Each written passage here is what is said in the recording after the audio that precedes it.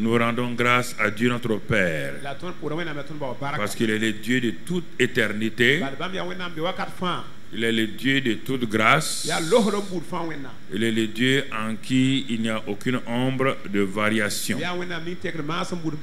Et c'est pourquoi ce matin-là, nous bénissons le roi des rois. Nous magnifions le Seigneur des seigneurs. Et afin que sa grâce et son amour soient manifestés à notre niveau. Nous sommes dans le mois de juin, donc 2019. Le mois de la communion avec le Saint-Esprit. Et nous rendons grâce à Dieu notre Père pour cela. Nous bénissons le Seigneur pour sa bonté envers nous et tout ce qu'il fait dans nos vies. Et la communion avec le Saint-Esprit veut dire que le Saint-Esprit habite en moi. Alors nous rendons grâce à Dieu pour tout ce qu'il fait. Nous bénissons le Seigneur pour sa grâce infinie. Si nous voulons avancer et que nous n'apprenons pas à être en communion avec celui que Jésus a laissé, la connaissance même de Jésus devient difficile. Car il n'y a que le Saint-Esprit qui connaisse Jésus. Ce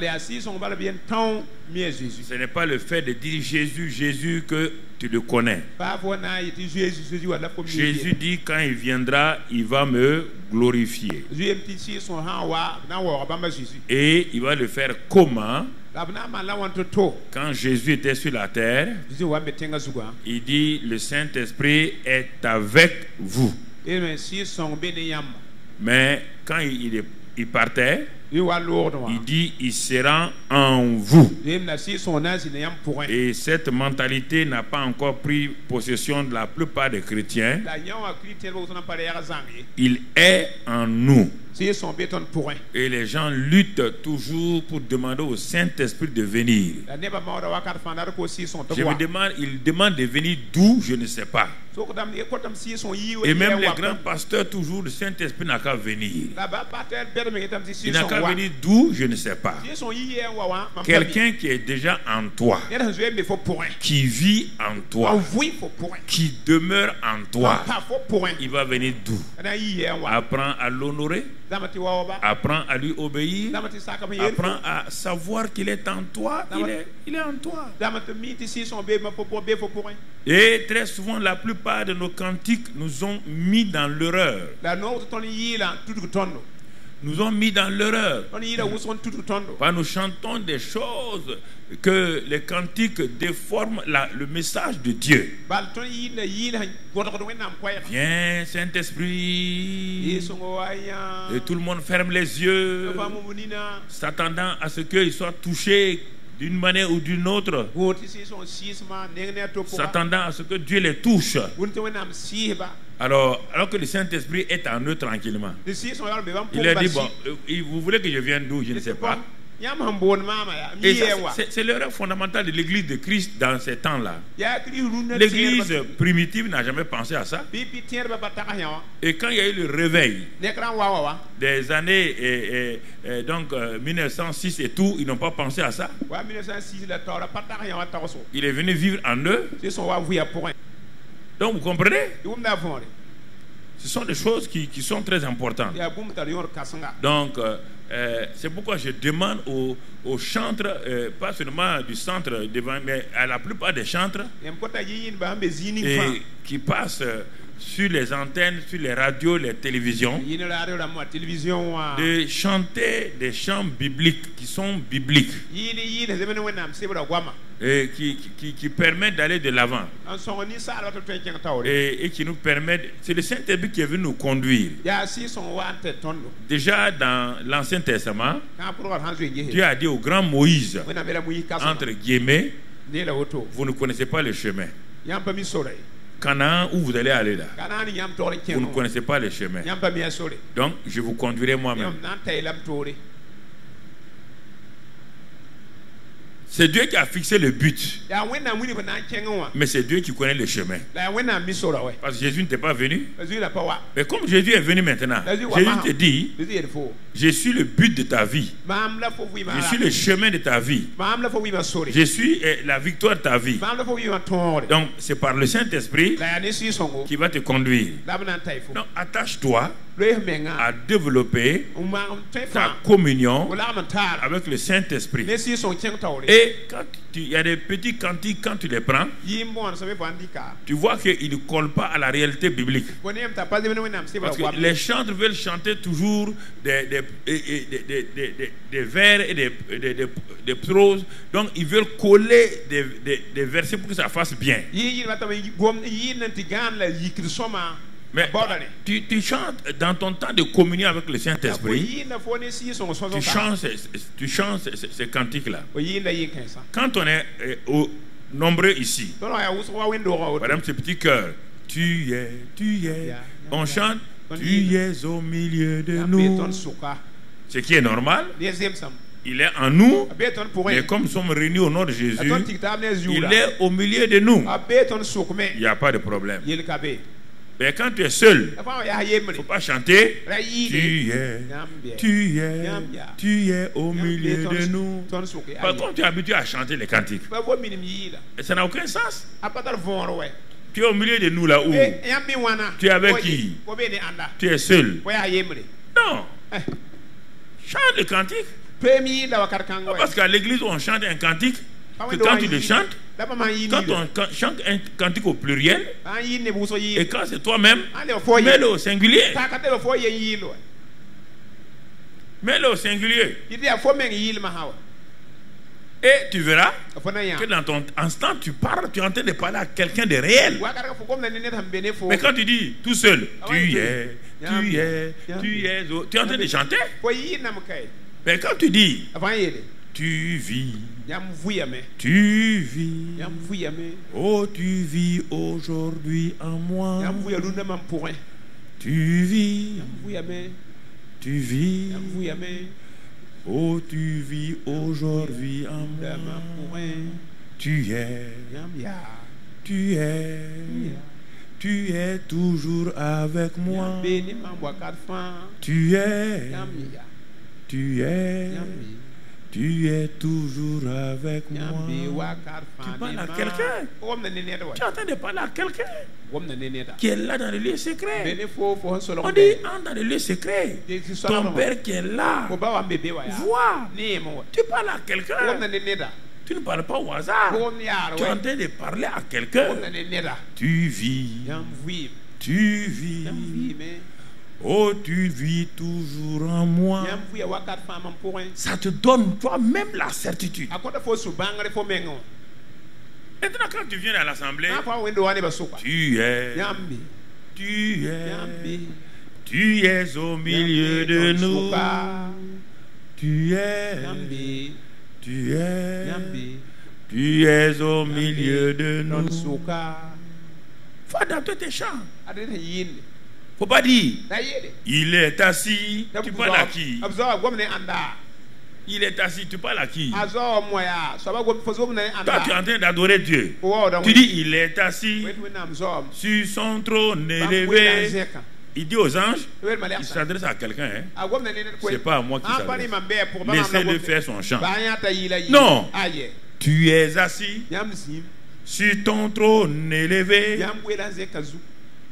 C'est ça, tu es assis sur ton trône élevé.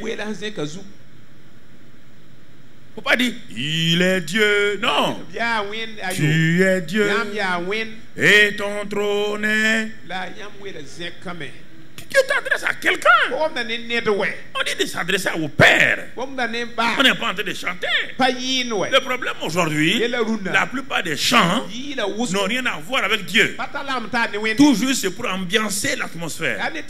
Toujours c'est pour amener les gens à se réveiller. Vous ne pouvez pas réveiller les gens avec des chants. Non. Les gens doivent être réveillés avant de venir à l'église. L'église est une assemblée d'adorateurs. Des gens qui viennent adorer Dieu. Adorons Dieu. Alléluia. Adorons Dieu. Ensemble, frères, adorons Dieu. Alléluia. Adorons Dieu.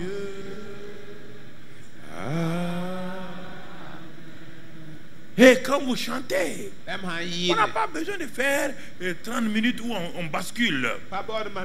Même si les gens sont assis, vous le louez simplement.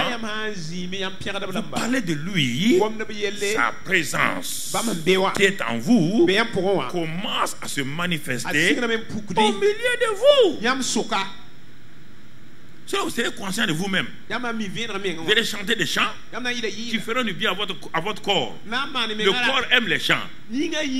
Parce que les chants adoucissent les mœurs même dans le monde. C'est pourquoi au funérailles on chante. C'est pourquoi dans les fétiches on chante. Le chant a un pouvoir. Donc sur les émotions. Mais les chants chrétiens s'élèvent et va vers le trône de Dieu pour que le Dieu qui est en nous, on appelle le Saint-Esprit, puisse manifester la gloire du Père qui est au ciel.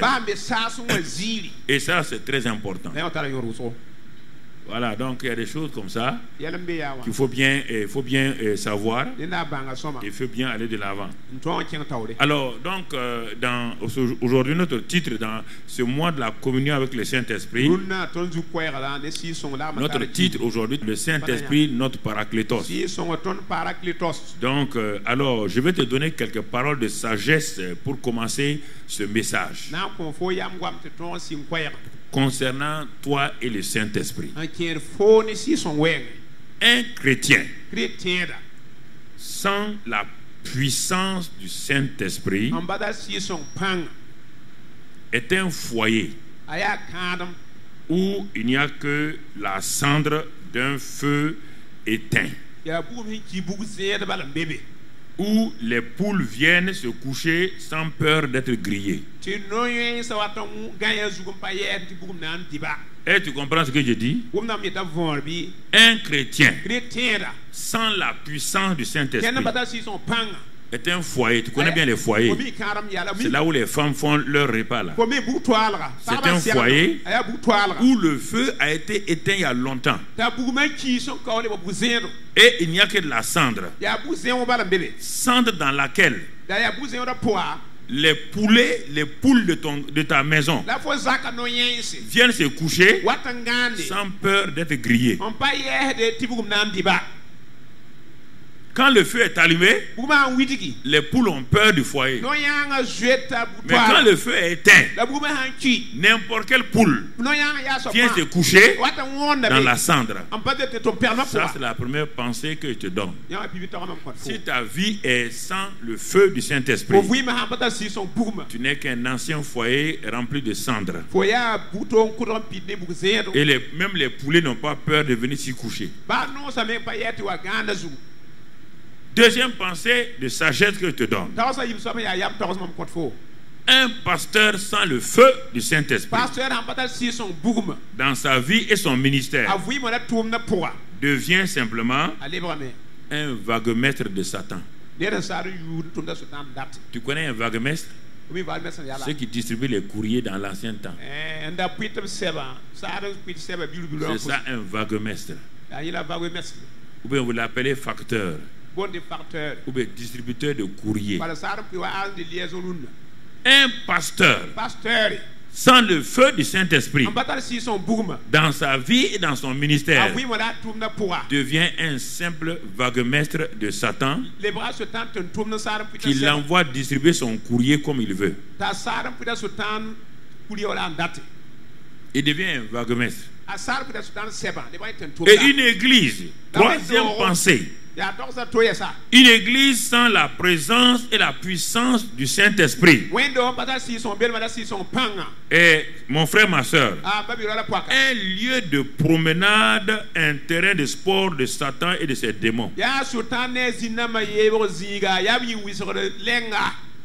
Tu m'entends? Une église sans la présence et la puissance du Saint-Esprit, mon frère, est simplement un lieu de promenade et un terrain de sport de Satan et de ses démons. Si tu ne pourras pas valider dans Job 1, tu vas le trouver là-bas. Au verset 7, quand Dieu a dit à Satan d'où il vient, en ce temps, il n'y a pas le Saint-Esprit sur la terre. Il n'y a pas de Saint-Esprit sur la terre. Donc, tu vois, Satan vient dire qu'il vient de se promener et de faire ce qu'il veut. Il était touriste sur la terre. Il se promenait partout. Mon frère, parce que les feux étaient éteints sur la terre. Mais si tu avais déjà eu une vision, où tu as déjà vu le monde, tu vois le monde, je ne sais pas, bon, c'est qu'il y a très peu qui ont vu ça. Tu vois le monde du point de vue Dieu. Tu vas voir une boule où il y a de l'obscurité, mais tu vas voir sur cette boule-là des points enflammés partout. Et tu vas voir que ces points enflammés, si Dieu te fait descendre, tu regardes, ce sont des chrétiens, des familles ou des églises où le feu du Saint-Esprit brûle. Et cela empêche le Saint-Esprit d'étendre ses ténèbres sur toute la terre. C'est la présence du Saint-Esprit sur la terre qui fait que Satan ne peut pas aller, il est limité. Alors, si tu es un homme enflammé par le Saint-Esprit, une femme enflammée par le Saint-Esprit, dans ton quartier, Satan, quand il s'approche et ses démons, il s'approche vraiment avec prudence. Avec prudence. Pourquoi? Pourquoi?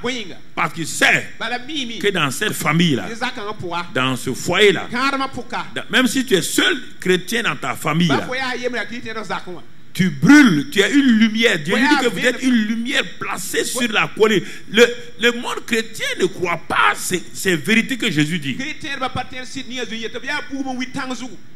C'est pourquoi ta communion avec le Saint-Esprit fait de toi une flamme extraordinaire. Un feu auquel Satan, il va essayer de t'éteindre. C'est pourquoi il envoie des choses contre toi. Toi, tu ne comprends pas. Il veut éteindre ton feu. Pour l'éteindre, il faut qu'il envoie quelques épreuves, il envoie quelques problèmes pour te décourager et que tu deviens un foyer donc, où il y avait du feu avant et où il n'y a que la cendre maintenant.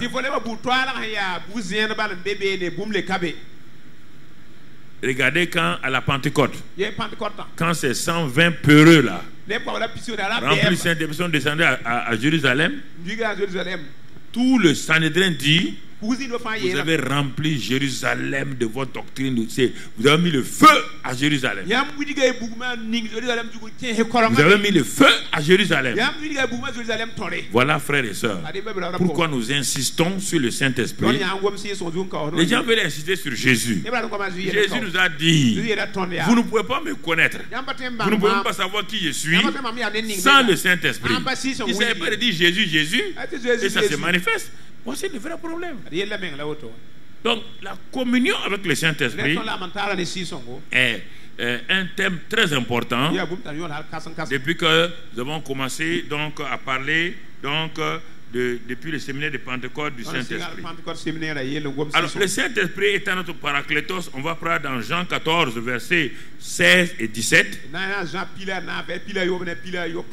Écoutons les paroles de Jésus. Il dit: et moi je prierai le Seigneur. Je prierai le Seigneur, le Père, et il vous donnera un autre consolateur, afin qu'il demeure éternellement avec vous. Dès le moment où il y a le mot éternité, ça veut dire que le Saint-Esprit est le Dieu éternel.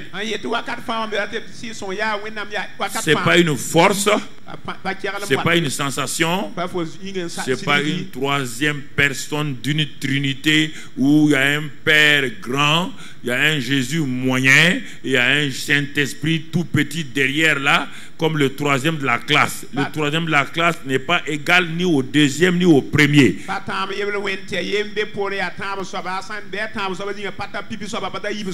C'est ça qui fait que les gens ont minimisé le Saint-Esprit. Tout le monde dit le Père. Le Père dit à quoi? Il dit, mais voilà mon fils.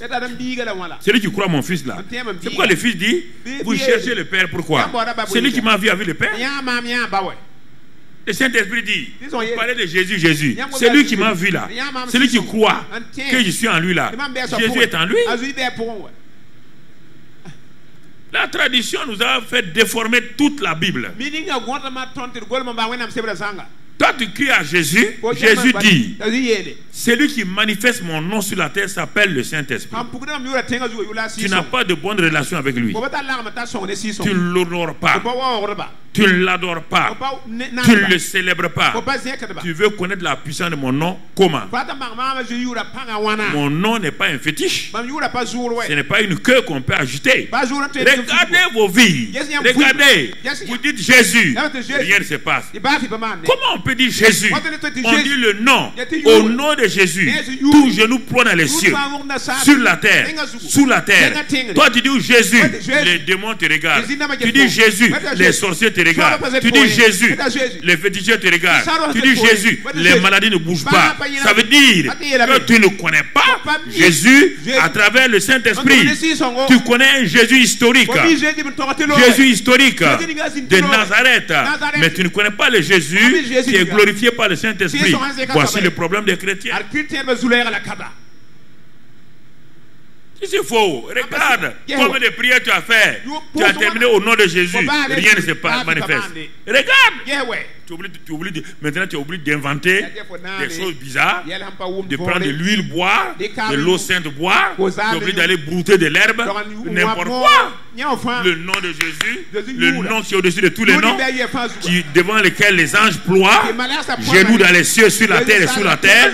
Il faut l'aider avec de l'huile, il faut l'aider avec de l'eau sainte, il faut l'aider avec des poudres. Non, le nom de Jésus, le nom de Jésus. Non, non, non, non, non.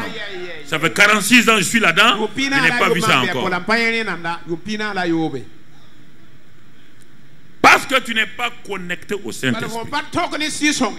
Le Saint-Esprit est un inconnu pour toi. C'est un étranger dans ta maison.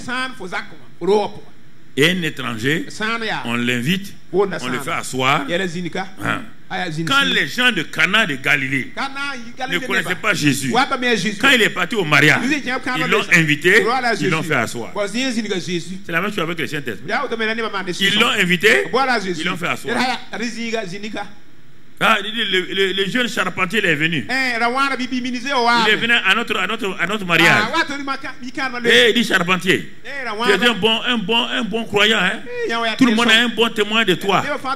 Voici une chaise, assois-toi. Mais quand le vin a manqué, le charpentier va donner le vin. Tu as déjà vu un charpentier donner le vin? Hein? Tu as déjà vu ça? C'est ça la vie surnaturelle. Tu entends? Tu as déjà vu un charpentier qui pose les plafonds et les toits. Et tu l'as vu être vigneron? Mais celui qui connaissait Jésus, Marie là, Marie rit. Il dit, vous voyez ce jeune homme là, on a le charpentier là, non? Oui. Bon, ok. Tout ce qu'il vous dira là, faites-le seulement. Dans quel domaine? Dans le domaine des charpentiers, elle dit non. Vous voulez quoi? Le vin, non? Tout ce qu'il vous dira pour le vin là. Mais il n'est pas vigneron. On l'a même vu vendre du vin. Marie dit, je vous dis encore, vous ne le connaissez pas. Moi je le connais. Je vous dis ce qu'il vous dira. Faites-le simplement. Vous ne connaissez pas Jésus? Vous ne connaissez pas le Saint-Esprit? Et vous voulez, on va prier. On va prier. Tu pries qui? Tu es en train de parler à qui? Le Saint-Esprit est passé 10 fois devant toi, tu ne l'as pas reconnu. Tu ne l'as pas reconnu? Il est venu te parler. Tu as dit au nom de Jésus, va. Tu l'as déjà chassé combien de fois? Il t'a donné des pensées pour ton projet. Tu as rejeté les pensées. Saint-Esprit dit, bon, ok, je suis allé. C'est-à-dire que je me suis manifesté à travers en toi pour te parler. Tu n'as pas voulu. C'est la connaissance de quelqu'un qui vous fait connaître la puissance. Si vous ne connaissez pas le Saint-Esprit, vous n'allez pas donc bénéficier de sa puissance. Ce n'est pas une puissance comme ça au hasard. C'est Dieu Esprit. Israël a refusé de reconnaître Dieu. Dieu fait chair. Ils n'ont pas été sauvés. Maintenant, toi, tu refuses de connaître Dieu Esprit. Tu as le même problème que les pharisiens. Les pharisiens ont dit, tu t'appelles Jésus, fils de Marie. Tu n'es pas Dieu fait chair. Au rien de Jésus, aucun pharisien n'a été guéri. Lis la Bible. Ils assistaient au miracle. Jamais ils sont guéris.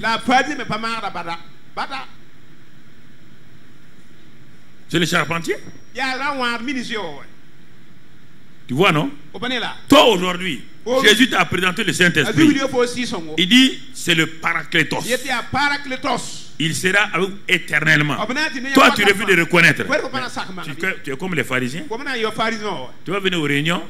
Quand les gens vont témoigner, peut-être les gens la mentent. Ou bien c'est ce qu'il dit là, peut-être c'est les fétiches qui font ça. Même attitude. Même attitude. Même attitude. C'est pourquoi tu doutes là. C'est quand tu parles, tu doutes. Tu doutes. Faites ce qu'il vous dira. Jésus dit, faites ce que le Saint-Esprit vous dira. Voilà, frères et sœurs. Donc, alors, si nous connaissons, on dit que l'esprit de vérité que le monde ne peut recevoir, parce qu'il ne le voit point, et ne le connaît point. Ouais, bien, il ne le voit point, ne le connaît point. Mais vous le connaissez, car il demeure avec vous. Mais vous le connaissez comment? À travers moi. Il demeure avec vous à travers moi. Mais écoutez maintenant, et il sera en ce moment-là, vous allez expérimenter. Vous allez expérimenter. Vous allez expérimenter. Il est en nous. Il est dans toute personne qui est née de nouveau. Le Saint-Esprit est dans cette personne. Mais maintenant, quand quelqu'un est en toi et bénéficier de ce qu'il est, ce qu'il peut, c'est autre chose. Il y a des choses que tu dois faire. Jésus était assis, le faiseur de miracles était assis, il n'a pas fait quelque chose. Jusqu'à ce que Marie ait donc fait un déclic. Jusqu'à ce que Marie ait activé. Et c'est en ce moment que Jésus est rentré en action. Le Saint-Esprit est assis chez vous comme un simple invité. Aucun invité poli ne vous parlera dans votre maison si vous avez des problèmes. Il vous regardera tant que vous ne lui direz pas, demanderez pas son avis. Beaucoup de gens ont invité Jésus comme un invité dans leur famille. C'est pourquoi ça ne marche pas.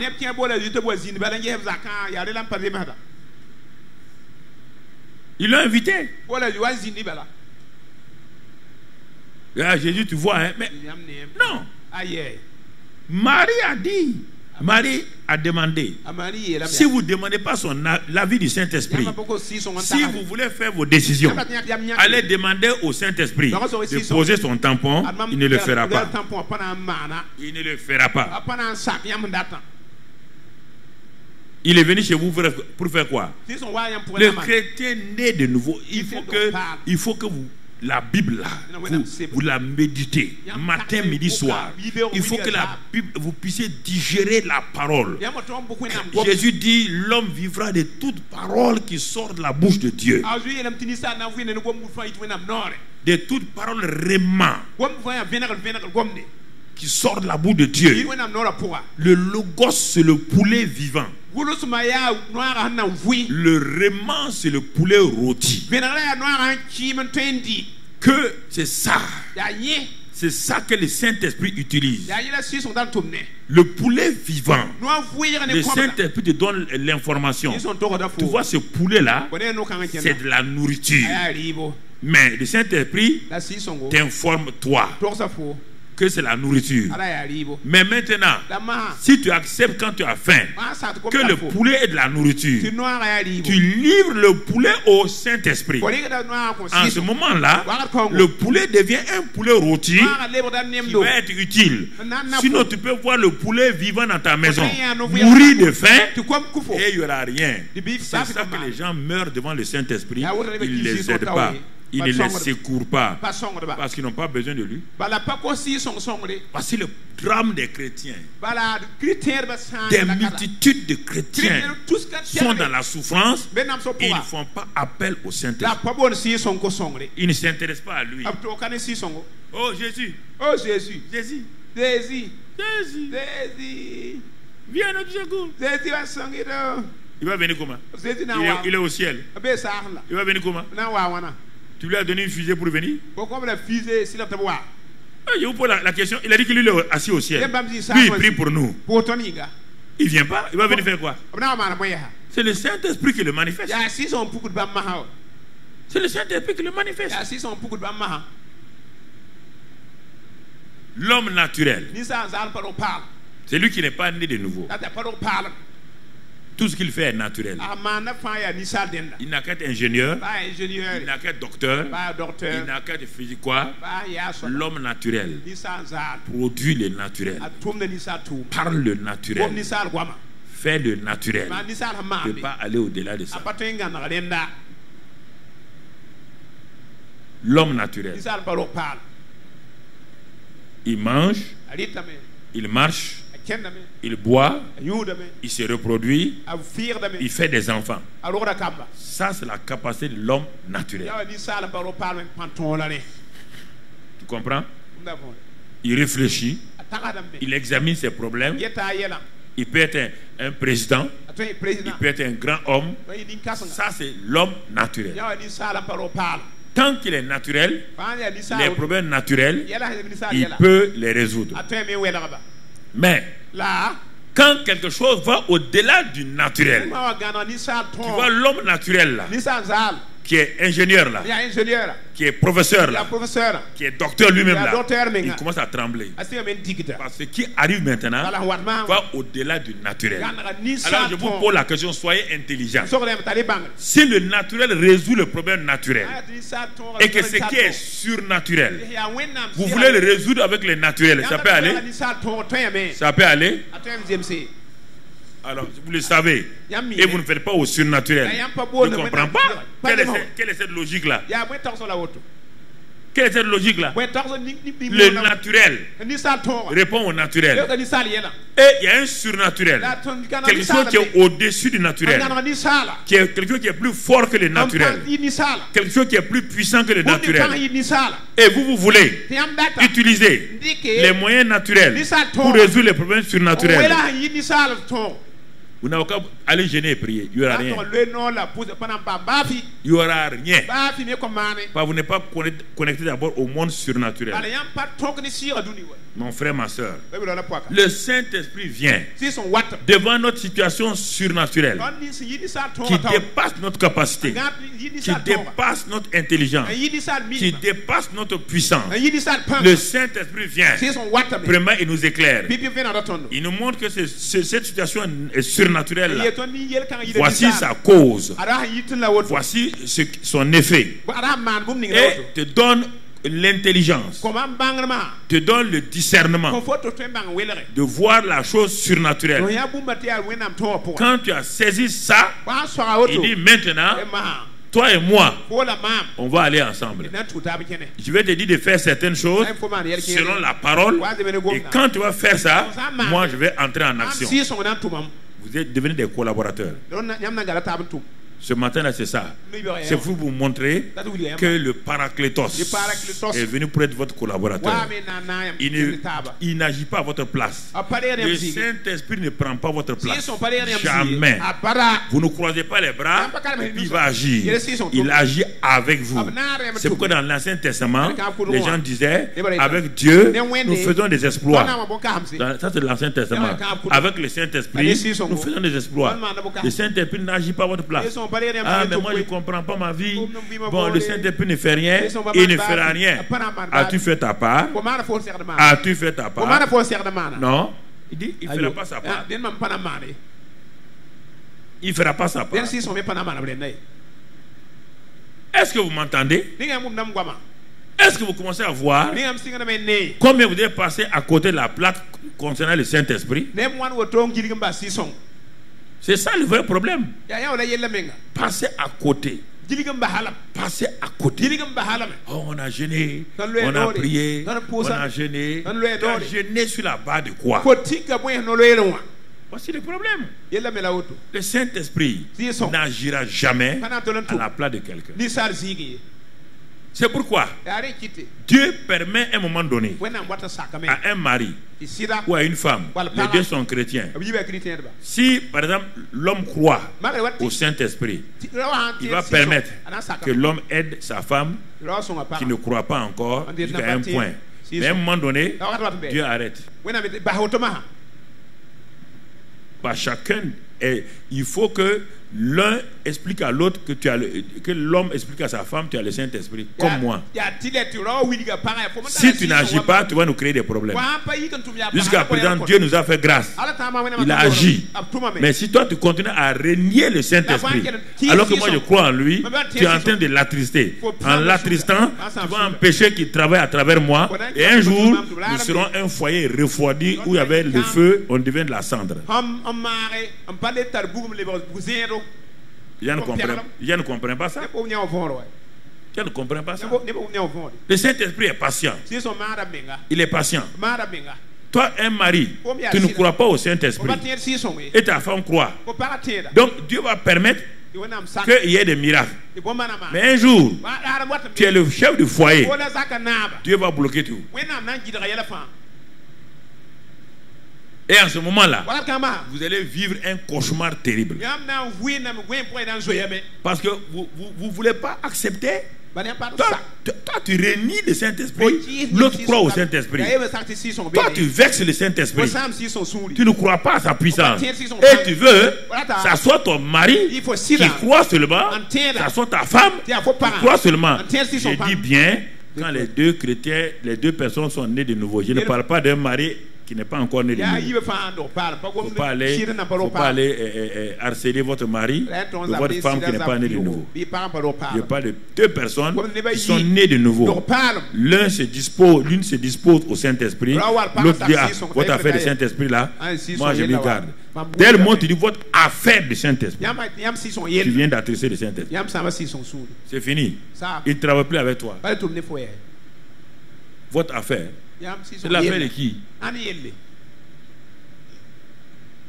Voici. Il y a des choses simples que je vous donne. C'est pas aller aux prières. Ceux qui prient là, ils ont les mêmes problèmes que toi. Ils ont tous les mêmes problèmes que toi. Ils ont les mêmes combats que toi. Ils ont les mêmes maladies que toi. Ils ont les mêmes souffrances que toi. Il n'y a pas un seul prière qui est en bonne santé.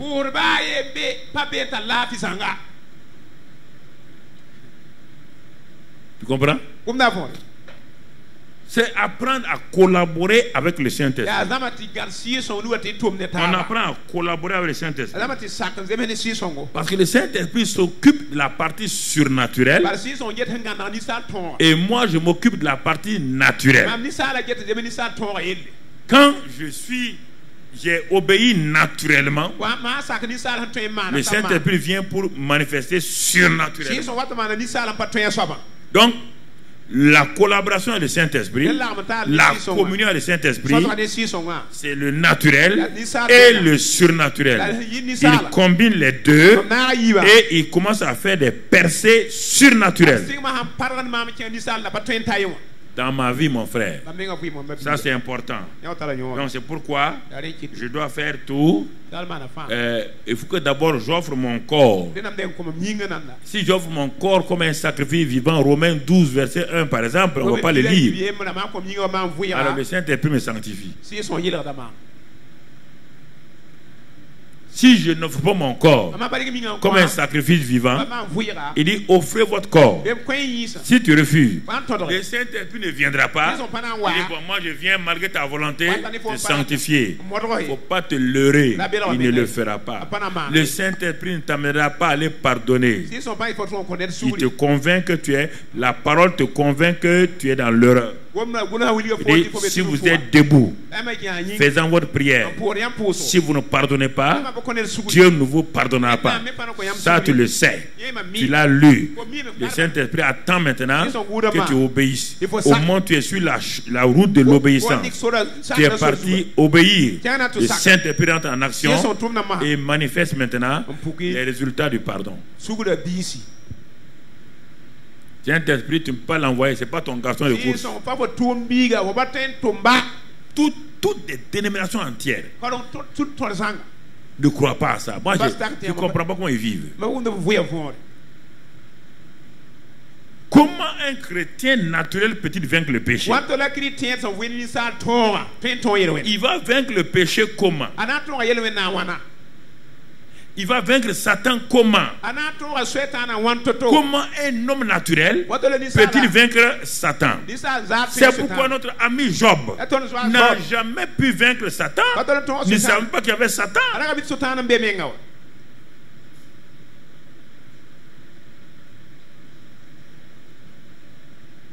C'est pourquoi Jésus a dit à l'homme naturel, Pierre, Simon. Satan vous a réclamé pour vous cribler comme du fromage. Satan crible les non-chrétiens, ceux qui n'ont pas le Saint-Esprit, pas les chrétiens. Les gens prennent ça pour que Satan m'a criblé. Si Satan t'a criblé, donc tu n'es pas converti encore. Toi, tu es l'éponge de Satan. Offre-toi comme un sacrifice vivant. Il dit en ce moment-là, détourne-toi du monde et le Saint-Esprit, Romains 12, 2, va te faire connaître la volonté de Dieu, ce qui est bon, ce qui est agréable, ce qui est parfait. Voilà le chemin de la communion avec le Saint-Esprit. Voilà le chemin de la communion avec le Saint-Esprit. Le Saint-Esprit, le Paraclétos, est d'abord notre aide. Devant les difficultés, devant les décisions très difficiles, devant l'accusateur, si tu as confiance au Saint-Esprit, tu commences à voir, il se présente comme ton aide. C'est un des éléments du mot Paraclétos. Devant tes difficultés, ça veut dire les choses qui dépassent ton naturel. Ce qui dépasse ta capacité naturelle. Il faut faire appel au Paraclétos en tant qu'aide. Il vient comme ton aide personnelle. Et dans ta situation, il vient pour t'aider à sortir de cette situation. Mon frère, ma soeur. Car c'est lui seul qui sait comment aider les gens efficacement. Qui sait comment te sortir de ces situations-là. Qui sait comment faire face à l'ennemi. Je te dis, je te répète encore. À situation surnaturelle, il faut une aide surnaturelle. Ce qui est né de la chair est chair. La chair répond aux choses de la chair. Mais ce qui est esprit, il faut naître de l'esprit. Et il faut que le Saint-Esprit vienne à ton secours. La chair ne peut pas résoudre les problèmes spirituels. Car ce qui est chair demeure chair. Et quand tu es dans des situations difficiles, le Saint-Esprit dit: m'as-tu donné mon épée? Moi, je ne travaille pas sans épée. Et mon épée, c'est la parole de Dieu. C'est ça. On te dit les armes du Saint-Esprit, les armes de Dieu. Quand on dit les armes de Dieu là, on ne parle pas de papa bon Dieu. Quand on parle de Dieu seulement, les gens vont papa. Non, dans Éphésiens 6 là, les armes là sont les armes du Saint-Esprit. C'est toi qui es sur la terre. C'est le Saint-Esprit qui est avec toi sur la terre. Dieu n'a pas d'armes au ciel. Est-ce qu'il y a armes au ciel? Hein? Les armes d'Éphésiens 6 là, c'est pour le ciel, hein? C'est pour qui? Alors si c'est sur la terre, qui est avec nous sur la terre? C'est pour qu'on dit l'épée du...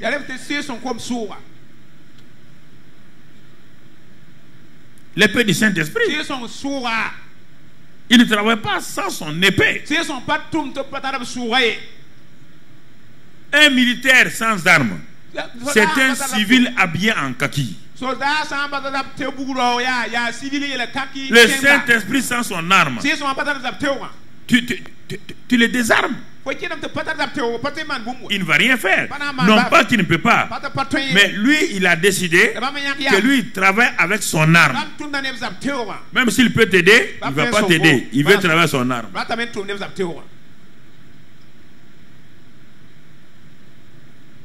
Alors, qu'est-ce qu'il faut? Tu as des difficultés, tu vois que tu ne t'en sors pas. Ouvre la Bible, cherche pour donner au Saint-Esprit une arme. Est-ce que le Père a fait inspirer par les écrivains des paroles pour t'aider? Parce que toute la Bible, c'est des paroles inspirées par le Saint-Esprit. Et c'est pourquoi lui, il les connaît, il peut les utiliser. C'est lui qui les a inspirés. C'est pas quelqu'un d'autre. Puisqu'il les a inspirés, il sait comment les utiliser. Donc, il faut prendre, regardons, tu as des difficultés, tu ne t'en sors pas, tu es découragé. Allons voir par exemple rapidement le psaume 34. Psaume 34. Si moi j'étais toi, j'étais content, je dis mais Dieu merci de m'avoir donné toutes ces révélations là maintenant. 34 verset 7. Il me dit là-bas, l'ange de l'Éternel campe autour de ceux qui le craignent. Ah, on n'a pas dit que l'ange de l'Éternel avec les chrétiens. Faut m'écouter là. Faut pas aller vous tromper, ange de Dieu, faut bénir. Un homme qui ne craint pas les anges le craignent. Tu entends ce que je dis? Un homme qui ne craint pas Dieu, les anges le craignent. Ils ne veulent pas s'approcher de lui. Il est un homme dangereux. Un homme qui ne craint pas Dieu, c'est un homme dangereux. Aucun ange ne veut l'approcher. C'est pourquoi l'ange de l'Éternel campe autour de ceux qui le craignent. Et il les arrache au danger. Donc tu es en danger. Est-ce que tu crains Dieu? Tu veux faire appel à un ange? L'ange te répond. Est-ce que tu crains ton Dieu? Tu ne crains pas Dieu? Non, on ne peut pas t'arracher le danger. Nous avons arraché Daniel, ses 3 amis. Ils ont décidé de croire, d'honorer Dieu, de craindre Dieu. C'est pourquoi on les a arrachés. Et toi, tu crains Dieu? Vous prenez le verset, vous enlevez sa substance, vous dites l'ange de l'Éternel campe autour de nous. Qui t'a dit ça? Qui t'a dit ce mensonge-là? Il faut le lire clairement. Autour de ceux qui le craignent. Et il ne campe pas seulement. Ça, c'est le négatif. Le positif, il les arrache au danger. Donc on va réfléchir ça. Pourquoi ça ne marche pas là? C'est pourquoi quand quelqu'un te dit qu'il avait un an, toi tu es épaté, or ils sont avec toi tous les jours. Combien de gens, même qui ne sont pas des chrétiens, qui sont venus ici, ont vu des anges dans l'ancien bâtiment là? Combien? Ils sont là actuellement. Il n'y a rien. C'est comme si tu dis qu'il y a un président qui a des gardes de corps et autres là. Il n'y a rien d'exceptionnel. Tu n'as jamais vu ton ange même. Toi, tu as déjà vu ton ange? Quand je parle même, c'est quelque chose d'inconnu. Ils ont peur de toi. Quand ils te voient venir, ils sont loin là-bas. Il dit, laisse-la, il faut aller là-bas. Comme c'est Dieu qui nous a dit de la garder là, sinon vraiment, on ne peut pas s'approcher de lui. Regarde comment il parle. Regarde comment il vit. Et puis, il ne sait même pas que Dieu est au courant. Il vit comme ça, il ne sait même pas que Dieu est au courant.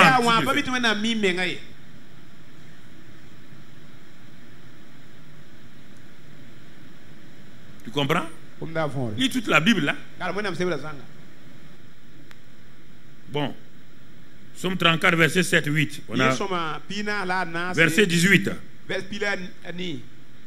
Il dit, bon, 8. Sentez et voyez comme l'Éternel est bon. Heureux l'homme qui cherche en lui son refuge. Et regardez. Heureux l'homme qui cherche en lui son refuge. Quel homme qui est en danger? C'est toujours l'homme en danger là. Il cherche en lui. Tu dois savoir comment il est bon. Dieu est bon. Dieu n'est pas méchant. Heureux l'homme qui cherche en lui son refuge. Heureux l'homme qui cherche en lui son refuge. Verset 18. L'Éternel est près de ceux qui ont le cœur brisé. Tu ne crois pas ça? Il est près de ceux, ça c'est l'Ancien Testament.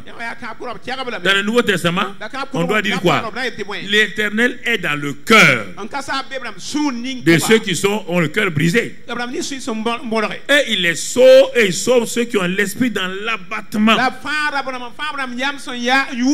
Toi, tu ne prends pas ce verset-là, t'asseoir dans ton danger, méditer et dire à Dieu, je crois que réellement tu es en moi, malgré mon cœur brisé là, mon esprit dans l'abattement, tu es en moi, tu es près de moi et tu me sauves. Sauve là, c'est sozo.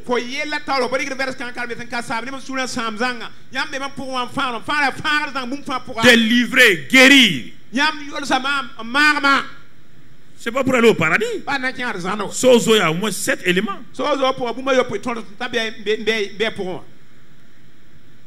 Regarde si tu ne crois pas. Allons dans 2 Chroniques 20. 2 Chroniques 20. Josaphat, Josaphat et son peuple. Quand ils étaient en danger, on a dit qu'ils sont en danger. Les ennemis sont venus. Écoute-moi, je parle de ton cas pas à pas. Jusqu'à ce que tu te réveilles. Jusqu'à ce que tu te réveilles et que tu rentres dans ce que Dieu t'a déjà dit. Josaphat se présenta au milieu de l'assemblée de Juda et de Jérusalem. Est-ce qu'il était en train de faire un concert? Non. Ça, c'était en plein danger. L'ennemi est aux portes partout. On a dit que l'ennemi les a entourés. L'ennemi est à ta porte. L'ennemi est dans ta famille. Je te donne une solution. Tu me regardes comme si je suis un gars de Néandertal. Mais ça ne pénètre pas. Il y a quoi là? Il faut déboucher vos oreilles maintenant.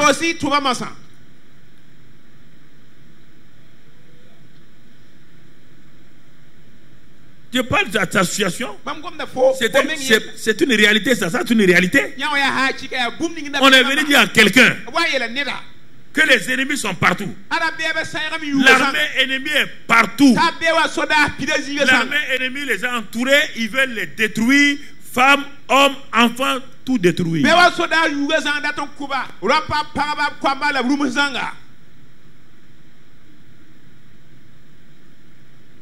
C'est pas une histoire, hein? C'est une réalité. Qu'est-ce qu'il a fait? Il se présenta au milieu de l'assemblée de Juda et de Jérusalem,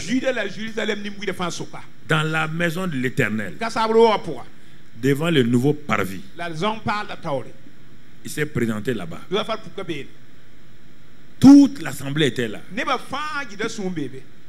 Il sait qu'ils n'ont pas assez d'armes contre l'ennemi. Il le sait. Malgré qu'ils soient l'armée de Dieu là, il sait qu'ils n'ont pas assez d'armes. Ils n'ont pas de puissance. Ils ont évalué armée contre armée. Ce n'est pas une seule armée, c'est au moins 4-5 armées qui sont liguées contre eux.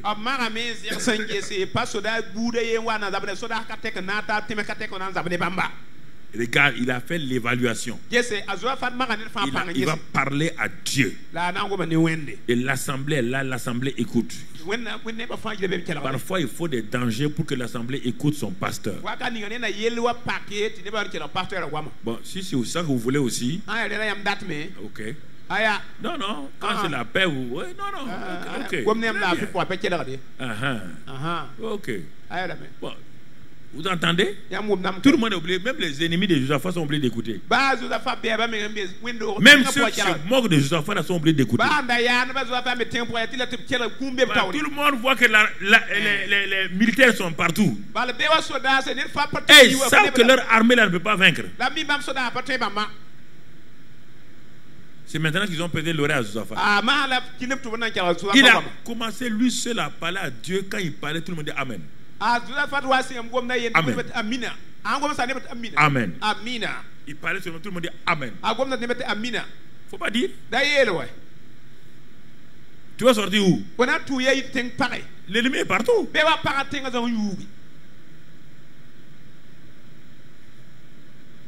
Quand Dieu vous enseigne certaines choses, Dieu prépare les gens. Les gens ne comprennent pas.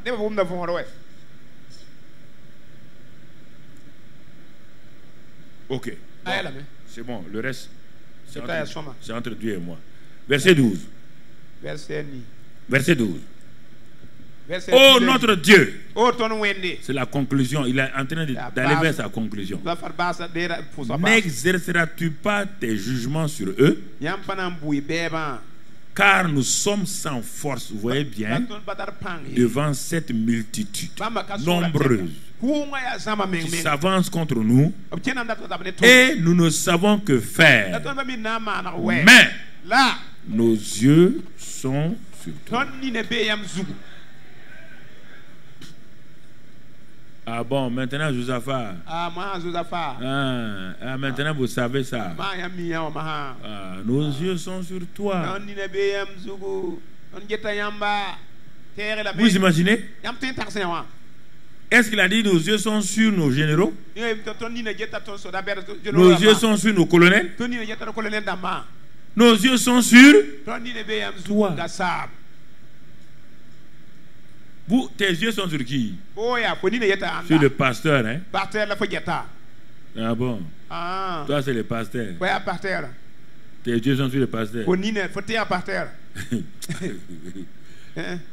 Nos yeux sont sur toi. Les gens n'aiment pas placer leurs yeux sur le Père. Ça, c'est l'Ancien Testament. Dieu dit ah bon? Donc vous êtes sûr, hein? Vous ne comptez pas sur vos forces. Dit, non. Quelle force même? Puisque nous sommes sans. Nous sommes sans force. Nous sommes sans force. Nous l'avons déclaré. Mais tu deviens notre force. Et c'est pourquoi nos yeux sont sûrs. Je vous ai dit, devant vos difficultés naturelles qui dépassent, quand le surnaturel danger vient, connectez-vous avec lui. Connectez-vous avec lui rapidement. Ne cherchez pas à pleurer d'abord, hein. Ça ne servira à rien. Satan n'a pas de prisonniers de guerre. On te dit, n'y aurait pas ses desseins. Satan tue, il détruit, il égorge. Il n'a pas de prisonniers de guerre. On dirait que vous n'avez pas ça en tête. Il n'y a pas de traité de paix à signer avec Satan. Il ne peut pas signer de traité de paix. Il ne comprend pas ce langage. On ne peut pas négocier avec lui. On ne peut pas négocier avec lui. Parce qu'il est fourbu. Il est fourbe. Il ment. Au moment où tu signes, en ce temps, il place tes gens pour te détruire. Que Dieu vous parle. Que Dieu vous parle. On va signer. Allez-y, signer. Chacun a son but. Satan, son but, c'est de détruire. S'il signe, il peut détruire encore. Il veut amener les gens en enfer avec lui. S'il signe un traité de paix avec toi, qui va aller l'accompagner en enfer? C'est pour te tromper. Quand il va signer ici, ensemble, il a posé un autre pied de l'autre côté. C'est comme ça qu'il fait. Alors, comme leurs yeux sont sur lui, la suite, mon frère, tout Judas se tenait debout devant l'Éternel. Vous voyez maintenant, avec leurs petits-enfants, leurs femmes et leurs fils. Tout le monde se tenait là. Ah, la prière est finie. Ils attendent la réaction de Dieu. Mais si Josaphat là, c'était un mauvais roi, Dieu va répondre. Et parmi les rois là, c'était un roi qui craint Dieu, oui ou non? C'est l'un des meilleurs rois qui craignait Dieu. Est-ce qu'on a dit que n'importe qui a prié ici? Qui a prié? C'est celui qui craint Dieu.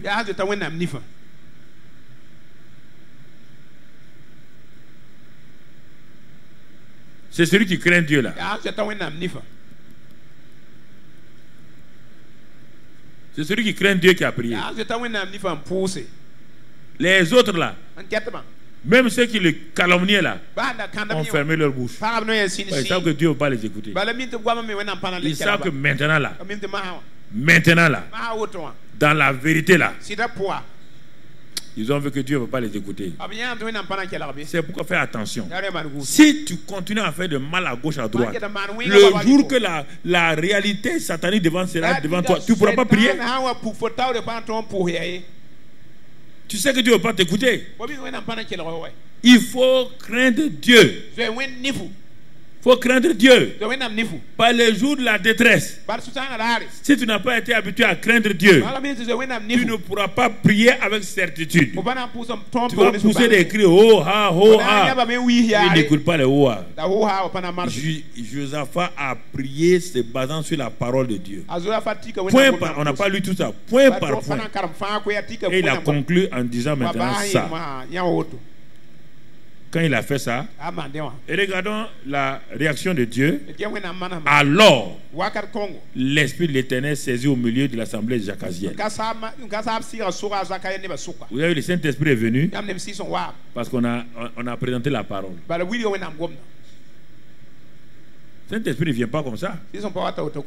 Si tu avais lu tout ce que la prière là, tu allais trouver que c'est tout ce que Salomon a demandé à Dieu là, que Josaphat a repris dans sa prière. Salomon avait dit que quand les gens vont prier en se tournant vers Jérusalem, de les écouter. Quand leurs ennemis viendront par plusieurs choses, de les écouter. C'est la prière de Josaphat. Il a pris toutes les prières de Salomon là, que Dieu a exaucé là, en faisant venir sa gloire là. C'est ça qu'il a pris. Il s'est appuyé sur la parole. Et quand le Saint-Esprit a vu, est-ce qu'on a dit le Père est descendu? Hein? On dit qui est descendu? Hein? L'Esprit de l'Éternel saisit au milieu de l'assemblée Jacaziel, fille de Zacharie, etc., fille de Can. Voilà. Il le saisit. Et il va parler. Il va donner la parole réma. La parole réma sur laquelle tu dois agir pour que lui il agisse. Il a dit ne pas avoir peur. Bon, fais venir les autres versets là. Les 15, 16, etc. Soyez attentifs. Tout Juda habitant de Jérusalem. Et toi, roi Josaphat. Ainsi parle l'Éternel. Le réma est là maintenant. Ils ont prié le logos, la parole générale, pour rappeler à Dieu qui il est. Ils attendent une parole réma. C'est pourquoi le logos nous donne l'information, le réma nous donne le moyen d'agir. On n'agit pas sur le logos. On ne peut pas agir sur le logos. Le logos vous informe, vous donne, de vous appuyer. Vous attendez maintenant une parole spécifique de Dieu qu'on appelle une parole réma. Une parole réma. Il dit, ne vous effrayez point devant ces multitudes nombreuses. N'ayez pas peur. Car ce ne serait pas vous qui combattrez, ce sera Dieu. Puisque vous avez dit que vos yeux sont sur moi, c'est moi qui combattrai. Ça dépasse votre capacité. Voici vos problèmes familiaux. Voici vos problèmes professionnels. Voici comment vous devez les affronter. Vous ne les affrontez pas comme ça. Vous courez qu'un prophète. Un prophète. Pas de voir une prophétesse qui n'a même pas été à l'école. Résoudre quel problème de gestion. On a quoi dans la gestion? Gestion, comptabilité, ça va. Vous croyez que être analphabète là, c'est Dieu fait. Non, elle ne connaît pas. Tu parles de gestion. Tu parles d'endettement. Tu dis de quoi tu parles?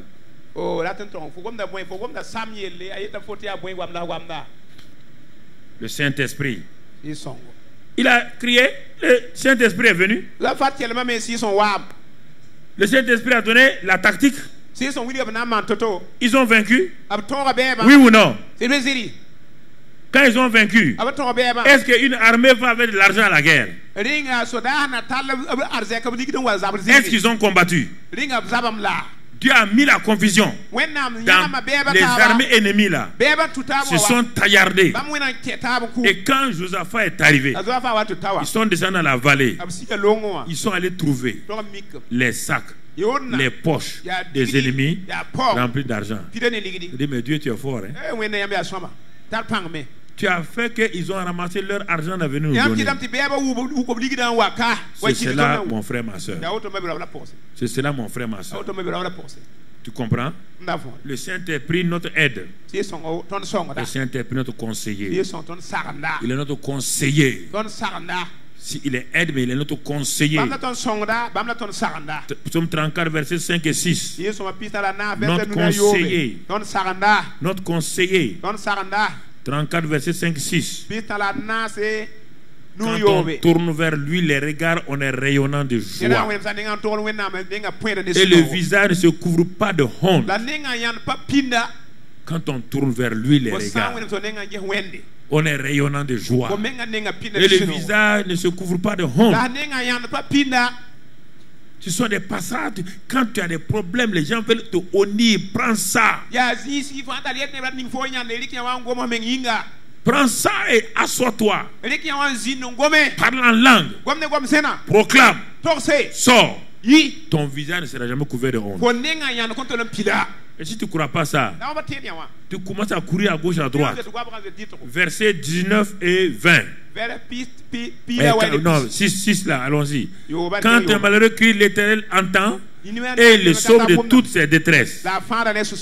Si tu es malheureux, malheureuse, et c'est-à-dire que tu es dans le malheur, ça veut dire. Et tu cries, il te sauve de toutes tes détresses. Verset 19. Le malheur atteint souvent le juste, mais l'Éternel l'enterre. Ah bon. Mais pourquoi vous vous comportez comme si Dieu vous enterre? Vous dites non. Mais quand le malheur, est-ce qu'on a dit que le malheur n'atteint jamais le juste? On dirait vous êtes des chrétiens modernes là, vous voulez pas de problème. Vous n'aimez pas ça. Dès qu'il y a un petit problème, c'est fini. Votre mine est grise. Vous ne venez plus à l'église. Hein? Vous ne priez plus. C'est ça? Si tu crois à la deuxième partie là, l'Éternel l'en délivre toujours. Tu as peur du malheur? Il l'en délivre? Donc, si un malheur est là, donc, la délivrance est là. Mais la délivrance de qui? Par qui? C'est par un prophète. Hein? L'Éternel l'en délivre toujours. Il garde tous ses os. Aucun d'eux n'est brisé. Il garde tous tes os. Aucun d'eux n'est brisé. Aucun d'eux.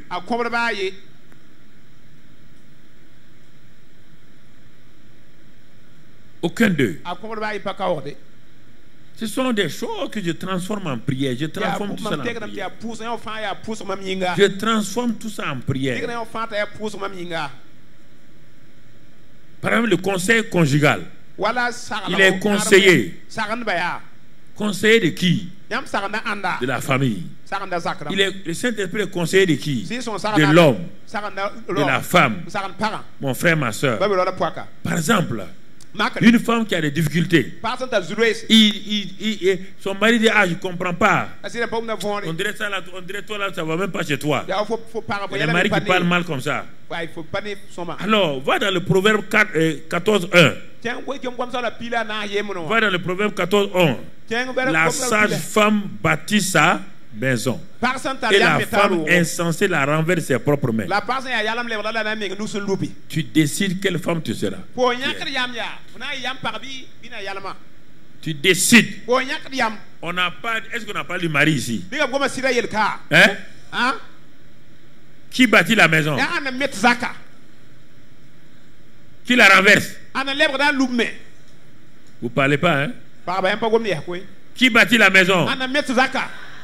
Qui la renferme? Tu es une femme. Tu viens de lire ça. Ah bon? Donc la maison là, je peux la bâtir ou je peux la renverser. Mais si je veux la bâtir, il faut que je sois une femme sage. Si je ne suis pas une femme sage, je suis un insensé. Alors tu dois savoir toi-même ce que tu dis, ce que tu fais dans ta famille là. Si tu es une renverseuse ou une bâtisseuse, tu dois le savoir. Et tu dois commencer ta prière. Tu dois commencer à prier. Oh Seigneur, non, je quitte la catégorie des femmes insensées. Tu n'as pas besoin que ton mari te dise ça. Ta mari n'a pas, ta tante n'a pas à te dire. Ta belle-mère n'a pas à te dire. Es-tu une bâtisseuse ou une renverseuse? Demande au Saint-Esprit. Il est en toi. Change, je vais changer ma manière de parler. Je vais changer ma manière de me conduire. Je ne veux plus déchirer les pneus de mon mari. Je ne veux plus casser les assiettes. Non, non, non. Mon mari ne peut pas investir dans ça et puis moi je casse tout. Non, non, non. Femme sage. Je suis la femme sage. Je dis à mon mari, c'est moi la femme sage. Au début, il va sourire. Oh, ok, on verra. On verra. Mais tu parles en langue. La femme sage est là. La bâtisseuse de maison est là. J'étais une renverseuse. Je passe à bâtisseuse maintenant. C'est ça. Je bâtis ma maison. Je bâtis ma maison. Ah, Seigneur, mais avec quoi je bâtis? Avec quoi je bâtis? Dieu dit ma fille. Et il dit Proverbe 9, verset 1. Proverbe 9, verset 1. La sagesse a bâti sa maison. Elle a taillé ses 7 colonnes. Oh, ça commence à m'enseigner. La femme sage bâtit sa maison. Elle bâtit avec quoi? 7 colonnes. 7 colonnes. Oh, c'est pas les murs, hein? Non. C'est pas le toit, non. Non, non, non. D'abord les 7 colonnes. Les 7 colonnes. Oh Seigneur, où se trouvent ces 7 colonnes? Se trouvent ces 7 colonnes. Seigneur, où sont les 7 colonnes pour que je bâtisse ma maison? Jacques 1. Jacques 3, verset 17. Jacques 3, verset 17. La sagesse d'en haut est premièrement pure. Première colonne.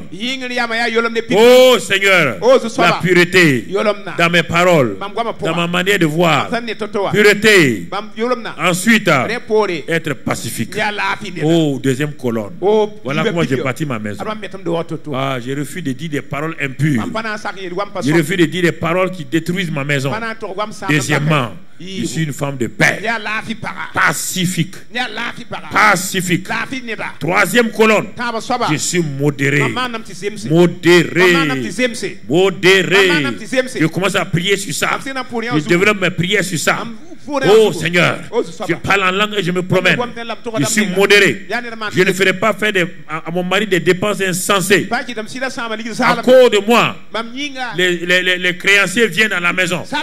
À cause de moi, le budget familial est passé, gaspillé. Je vais être modéré. J'ai décidé d'être une femme modérée. Modérée. Et quatrième colonne, conciliante. Oh, toutes les voisines là disent que c'est la femme Minata bagarreuse est là. Jamais. Je suis Minata la conciliante maintenant. Je suis Minata la conciliante. Je concilie les gens. Pas réconcilier, concilie. Quand il y a des problèmes dans le quartier, c'est moi qui me promène. Je concilie les situations. Ça c'est fini ça. Personne ne va me pointer du doigt encore comme une femme bagarreuse, une femme munafika. Ça c'est terminé. Je suis une femme conciliante. Oh, c'est pas fini? Pleine de miséricorde et de bons fruits. Oh Seigneur, il y avait des grandes choses comme ça. J'avais toutes ces colonnes là. Miséricorde. Miséricorde. La miséricorde. Ça veut dire quoi? Miséricorde veut dire quoi? C'est deux mots. Misère et corde. Misère et corde. Tu me donnes la corde pour sortir les gens de la misère. J'ai mis ma famille dans la misère. Maintenant j'ai une corde pour sortir ma famille de la misère. Je suis une femme miséricordieuse. À cause de ça, les bons fruits sont là. Les bons fruits sont là. Miséricorde et les bons fruits, c'est une même colonne. Ensuite, duplicité, hypocrisie. Exempte de duplicité, hypocrisie. Si on résume ça, une seule colonne aussi. Parce que duplicité et hypocrisie, c'est deux aspects de la même chose. Une femme vraie, intègre. La femme sage bâtit sa maison. Je refuse de renverser ma maison. C'est une décision personnelle. Je refuse de renverser ma maison. Parce que je bâtis à 7 colonnes. Voici les 7 colonnes. Tout ce qui était le contraire, tu renverses. On dit pur. Mes paroles étaient impures. Je renverse l'impureté. Les paroles impures. Pacifique. J'étais bagarreuse. Je suis une femme de paix. Et c'est ça. Tu pries. Tu pries en langue. Tu pries. Tu parles en langue. Et moi, si Dieu ne change pas, c'est un faux Dieu. Quelles sont ces histoires-là? Vous partez jeûner. Vous voulez déjeuner sur votre mari. Je vais attaquer les hommes maintenant.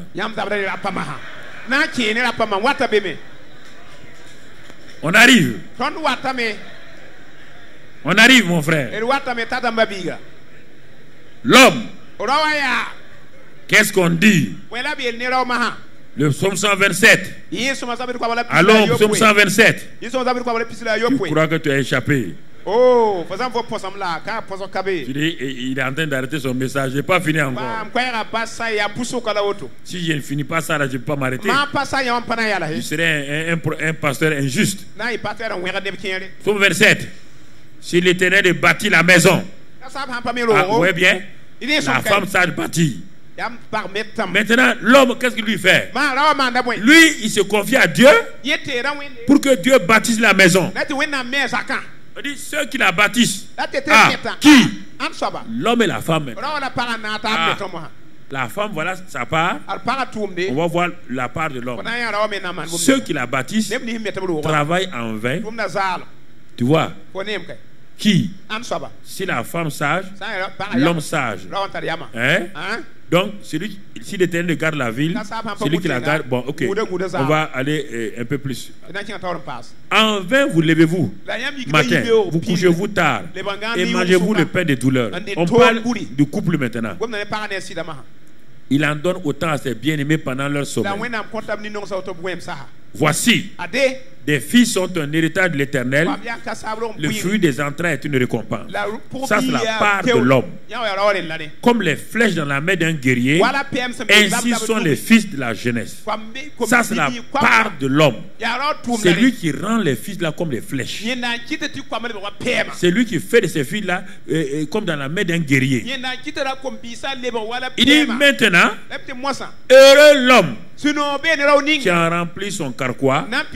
Ils ne seront pas confus quand ils parleront avec donc, des ennemis à la porte. Mon frère, ma soeur, allons-y rapidement. Bon, ok. Va au psaume 128. Va au 128. Heureux tout homme qui craint l'Éternel. Voilà la part de l'homme. L'homme craint et il marche dans les voies de Dieu. Il commence à protéger sa famille quand il craint. Au moment où la femme bâtit, si l'homme là ne craint pas Dieu, s'il ne craint pas Dieu, alors il ne sera pas heureux, il sera un homme malheureux. Et il va venir, tout ce que la femme est en train de faire là, il va tout détruire. Et il dit, mais si tu crains Dieu là, regarde homme, regarde Marie, tu jouis alors du travail de tes mains, tu es heureux, tu prospères. Alors ta femme est en train de se tuer à la tâche, elle fait tout. Et toi, tu amènes la pauvreté dans la maison. Toi, tu amènes le malheur dans la maison. Tu ne vis pas du travail de tes mains. Tu n'es pas un mari qui craint Dieu. Tu amènes la misère dans ta maison. Combien d'hommes sont les sources de la misère familiale? On ne sait pas où leur argent s'en va. Avant le 15 du mois, les poches sont comme âgées. Le prophète âgé dit, leurs poches sont trouées. Combien d'hommes ont les poches trouées? Ne pouvons même pas habiller leurs femmes. Ne pouvons pas habiller leurs enfants. Ne pouvons pas acheter les médicaments pour les enfants. Alors, tu vois bien, parce qu'il ne craint pas Dieu, il ne prospère pas, il n'est pas heureux. Les gens ne sont pas dans la paix, dans la joie. Il dépense son argent au dehors. Il va dépenser 3000 francs au cybercafé. Sa femme a besoin de 300 francs. Il va venir crier sur elle qu'il n'a même pas 300 francs. Alors qu'il vient avec ses amis de gaspiller 3000 francs au cybercafé. Il achète des vestes et des cravates qui sont le prix des condiments du mois. C'est un homme insensé. Il ne peut pas avoir la joie. Et continue mon frère. Il dit, si tu fais ça, regarde maintenant. Ta femme est sage. Si toi tu es comme ça, c'est toi le responsable. Ta femme est comme une vie féconde dans l'intérieur de ta maison. Donc, c'est toi qui détermine l'atmosphère de la maison. Ta femme est sage. Elle est en train de bâtir. Toi tu fais quoi? Tu amènes la joie. Tu amènes la prospérité. Et ta femme est comme une vie féconde. Et ça va faire quoi? Tes fils sont comme des plantes d'olivier autour de ta table. Ça, c'est la part de l'homme. Si l'homme ne joue pas ça là, la femme a beau être sage comment, rien ne se passera. Le rôle de l'homme, c'est ça. C'est ainsi qu'est béni l'homme qui craint l'Éternel. C'est ainsi qu'il est béni. C'est ainsi qu'il est béni. La suite? Bon. Il dit, tu verras le bonheur de Jérusalem tous les jours de ta vie, bon, etc. tu verras les filles de tes fils. Tu auras une longue vie. Tu entends? La longévité, ça ne dépend pas du 1er janvier où les gens te souhaitent bonne année, bonne longue vie. Non, non. Il dit voilà les conditions de la longue vie. Mon frère, ma soeur, c'est ça. C'est ça. Et en ce moment-là, tu pries pour ta femme. Rare d'hommes prient pour leur femme. C'est le mari qui prie. La femme fait sa prière. Mais le mari prie avec le psaume 31. Tu peux trouver une femme vertueuse. Alors on parle maintenant, on parle des hommes. L'homme commence à prier. Merci Seigneur. Tu m'as donné une femme vertueuse. Et elle a plus de valeur que les perles. Ma femme là est une femme vertueuse. Elle a plus de valeur que les perles. Tu commences à la bénir comme cela. Même si elle n'est pas ça, d'abord tu commences à parler. C'est ta parole d'homme et de pasteur de la maison. Tu es le prêtre de la maison. Parce que Adam n'a pas parlé sur sa femme.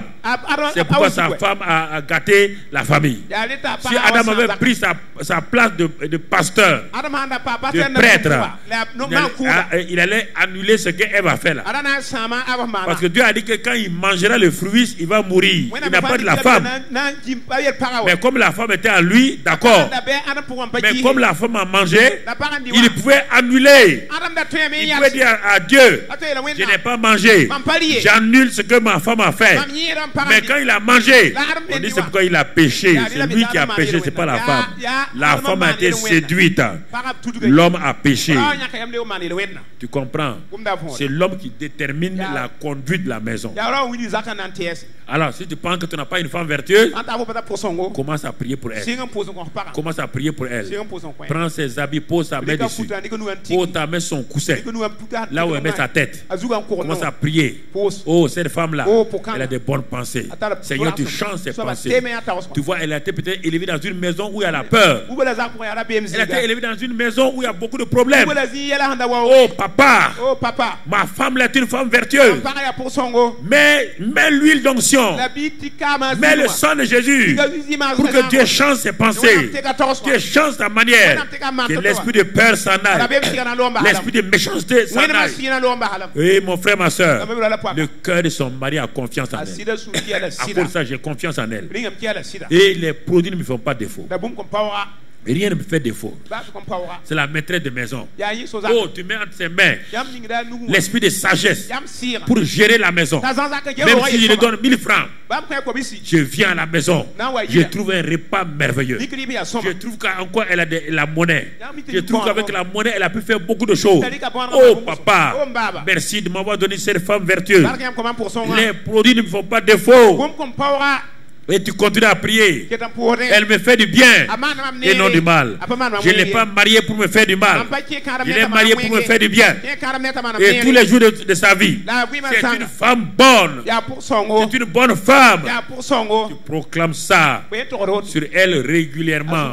Les paroles d'un homme sont puissantes. L'homme est le prêtre de la maison. C'est le chef du foyer. Quand il parle sur sa femme, les choses s'exécutent. Et la suite. Et la femme devient une femme travailleuse. Elle devient une femme qui fait beaucoup de travail. Elle travaille d'une main joyeuse. Oh, la femme chante dans sa maison. Parce que son mari la considère. Son mari l'élève. Son mari la loue. Elle travaille avec joie. Non pas avec larmes. Ça c'est le rôle du mari. Et comme un navire marchand, elle amène son pain de loin. C'est en ce moment que la femme est prête à aller loin. À souffrir, à aller chercher la nourriture. Aller loin. Elle se lève lorsqu'il est encore nuit. Elle ne dort pas jusqu'à 6h, 7h. Elle se lève. Elle donne la nourriture à sa maison et la tâche à ses servants. Elle devient une chef d'entreprise. Elle distribue les travaux. Elle pense à un champ. Elle dit chérie, j'ai économisé beaucoup d'argent. Je vais acheter ça pour la famille. Elle plante une vie. Oh, parce que l'argent commence à prospérer entre les mains de la femme. Elle n'est plus une femme, elle est une femme modérée. Puisqu'elle a prié pour qu'elle soit modérée. Elle sait de ses forces, ses reins et elle a fermé ses bras. Et le mari prime tout cela. Et elle vient te dire, chérie, ce que je gagne là, c'est bon. Et sa lampe de certains points, ça c'est des prières que tu fais sur ta femme. Vous priez les uns pour les autres comme ça. Où est le problème? Communion avec le Saint-Esprit. Marcher avec le Saint-Esprit. Et vous priez les uns pour les autres dans la communion de l'Esprit Saint. Quelle que soit ta femme là, quel que soit ton mari là, il va changer. Vous allez retenir ça ou bien vous n'allez pas retenir? Ok. Bon. Si vous voulez parler, parlez. Ce que vous direz, c'est ça qui s'accomplira. Si quelqu'un croit que ce qu'il dit arrive, il le verra, ça s'accomplit. C'est à toi de choisir. Si toi tu veux d'abord découper ta fille pour la ressusciter, tu as ce pouvoir-là, il n'y a pas de problème. Si tu veux découper ton fils, ensuite le ressusciter, il n'y a pas de problème. Mais si tu crois à la parole de Dieu, alors prie avec moi. Dis, ô glorieux Saint-Esprit, je me tiens dans ta présence ce midi et tu es en moi. Donne-moi de connaître Jésus-Christ plus profondément dans ma vie. Illumine les saintes écritures quand je les lis et les médite. Glorieux Saint-Esprit, guide-moi, conduis-moi chaque jour dans mes pensées, mes décisions, car tu sais toutes choses. Dans mon mariage, dans ma famille, dans mon travail, il y a tellement de décisions à prendre. Je ne sais que faire. Dans le choix de mon époux, dans le choix de mon épouse, il y a tellement de décisions. Et parfois, je me laisse tromper par mes sentiments en regardant telle fille, en regardant tel garçon. Mais aujourd'hui, je me livre entre tes mains pour que tu m'aides à choisir selon ton cœur et non pas selon la beauté extérieure uniquement et non pas selon l'apparence. Saint-Esprit, donne-moi la révélation de l'œuvre achevée de Christ qui comprend le salut, qui comprend aussi la défaite de Satan, son dépouillement et ma victoire sur Satan. Donne-moi la révélation de la victoire du sang de Jésus sur Satan.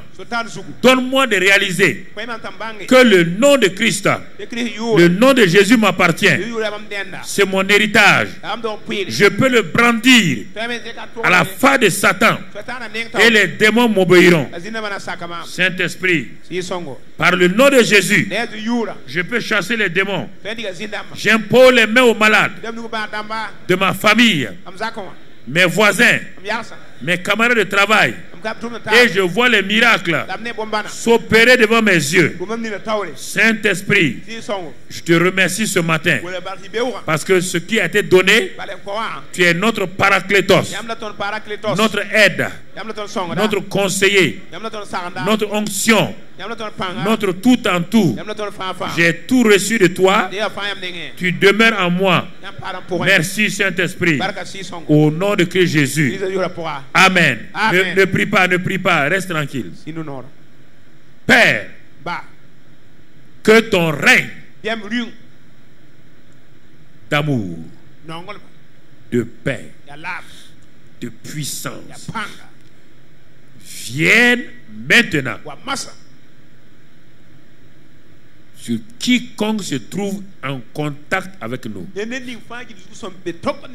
que ta volonté qui a été prévue au ciel pour cet homme ou cette femme, pour cette jeune fille ou ce jeune homme, pour cet enfant, pour ce papa ou cette maman, maintenant, Père, par l'autorité du nom de Jésus et par la puissance du Saint-Esprit, que ton règne soit manifesté maintenant dans chaque aspect de la vie de tes enfants.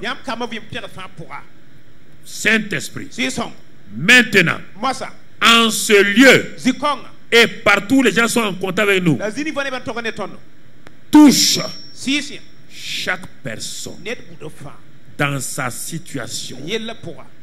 Par les meurtrissures de Christ Jésus, les maladies, les tumeurs cancéreuses et non, les problèmes cardiovasculaires, les hépatites, les problèmes de sang, toute maladie dite incurable, maintenant, par l'autorité du nom de Christ Jésus et par la puissance du Saint-Esprit, que toutes ces maladies maintenant soient détruites, car Christ les a portées à la croix du Calvaire.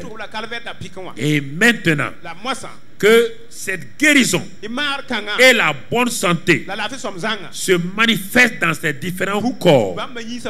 Saint-Esprit, maintenant même, toi qui es en eux, tu es à l'œuvre dans leur vie par l'esprit de vie.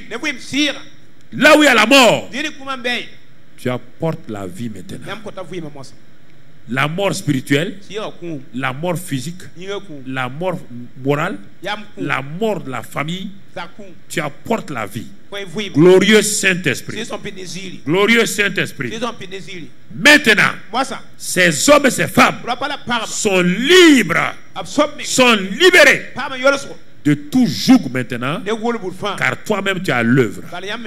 Maintenant, recevez la délivrance, la guérison, la victoire, le succès à l'examen du baccalauréat, au concours. Recevez la révélation de votre époux, de votre épouse. Recevez maintenant une grâce particulière que le Seigneur fait dans votre vie. À partir de maintenant, ce travail-là qu'on vous a refusé, la semaine prochaine, on vous appelle pour vous installer. Au nom de Christ Jésus, toute injustice contre votre vie, tout blocage de votre promotion, maintenant, Saint-Esprit, montre à tous ces gens qui sont autour là que les enfants de Dieu, on ne peut pas bloquer leur promotion, on ne peut pas bloquer leur avancement. Saint-Esprit, partout où ils vont aller demain, dans les salles d'examen, dans les lieux de travail, partout où ils vont aller, qu'ils partent comme des gens nouveaux, des hommes nouveaux et des femmes nouvelles, qu'ils rentrent dans ces endroits là avec une intelligence remarquable, et que les responsables, leurs camarades de travail, leurs camarades voient en eux des hommes et des femmes de succès, de victoire, que leur corps rejette maintenant les tumeurs, que la guérison miraculeuse soit opérée, la guérison miraculeuse donc soit opérée par le Saint-Esprit, que les yeux qui ne voyaient pas très bien, les malvoyants reçoivent la guérison de leurs yeux, que les glaucomes, les cataractes, les pressions oculaires soient restaurées maintenant, que toute forme d'autisme parte de ces enfants au nom de Christ Jésus, que les ulcères, les indigestions, toutes ces choses qui sont dans le corps, les maladies de sang, Saint-Esprit, Saint-Esprit, glorieux Saint-Esprit, il est à l'œuvre maintenant. Il est à l'œuvre maintenant. Il est à l'œuvre maintenant. Il est à l'œuvre maintenant. Il est à l'œuvre maintenant. Il est à l'œuvre maintenant. Il agit. Il restaure. Il guérit parfaitement. Il libère. Et vous allez voir cette grâce-là. Levez vos mains et remerciez le Seigneur. Levez vos mains et remerciez le Saint-Esprit de ce qu'il fait maintenant, de ce qu'il a déjà fait. Remerciez-le parce que vous allez voir la gloire de Jésus dans votre vie, dans votre travail, dans vos études. Vous allez voir la gloire de Dieu dans tout ce que vous attendez. Vous allez voir la gloire de Dieu dans votre famille, dans votre mari, dans votre enfant, dans votre femme. Vous allez voir la gloire de Dieu dans vos parents. Vous allez voir la gloire de Dieu dans votre travail. Parce que le Saint-Esprit agit et la gloire de Jésus-Christ est manifestée. La gloire de Jésus-Christ est manifestée. Vous qui êtes venus ici, vous n'avez pas encore cru en Jésus. Vous n'avez pas encore cru en Jésus. Vous n'avez pas reçu Jésus. C'est l'occasion de dire avec moi: oh Jésus, je veux te connaître, car tu es l'agneau de Dieu qui a pris tous mes péchés. Tu es mort pour tous mes péchés. Maintenant Jésus, je te reçois dans mon cœur comme l'agneau de Dieu, comme mon sauveur, et je confesse par ma bouche que tu es Seigneur. Maintenant je suis sauvé, je suis né de nouveau par le Saint-Esprit, je suis restauré. Merci pour la vie éternelle. Je suis un enfant de Dieu. Amen. Amen. Amen. Amen. Amen.